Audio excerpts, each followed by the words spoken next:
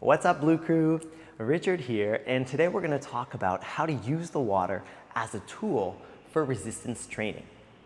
On land, if you're using a tool for resistance training, that usually involves some kind of equipment, a weight, for example. When you have a weight, well, then you're going to simulate resistance training due to gravity.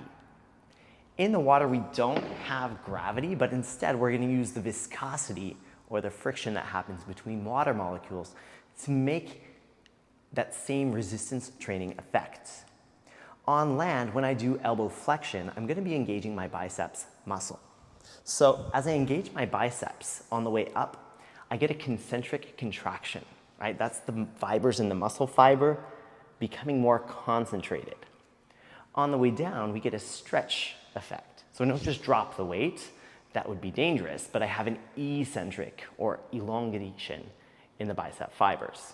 So we have flexion with a concentric contraction in the biceps and extension of the elbow with an eccentric contraction. So I have concentric, eccentric, concentric, eccentric. What are my triceps doing? Nothing, right? So if I want to work my triceps on land, I'm going to have to add a different exercise to get the same concentric and eccentric effect in the triceps muscle. Now in the water, in this class, we're not going to use any buoyant equipment. So the only resistance training we're going to be having is due to the resistance of the water itself. So if I perform elbow flexion underwater, I'm still going to get the concentric contraction in my biceps muscle. As I do elbow extension, however, now I have to push down because I have that same resistance, that same viscosity, that same friction going down.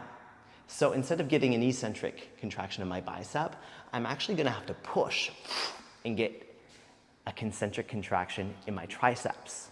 So on land, we had to do different exercises to work opposing muscle groups. In water, every time we push up, we also have the chance to push down. Therefore, in the water, double for your money, and using that lightweight resistance training for function and burning calories and lighting your metabolism on fire, the water is the greatest place to do it.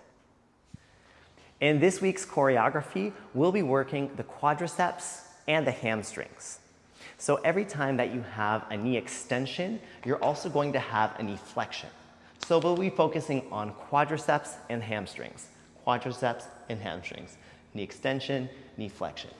However, pay attention because in this edition of in-water choreography, we're going to be really focused on the acceleration up towards the surface of the water. Therefore, the dominant muscle group is going to be the quadriceps and especially rectus femoris. Right? If I were to do knee flexion and extension this way, I could accelerate towards the back, and that would be engaging the hamstrings muscles behind the thigh. Okay, so notice today how we really focus on the unilateral moves, one leg at a time, and accelerating forward to engage your quadriceps and that especially rectus femoris. I hope you like the choreo.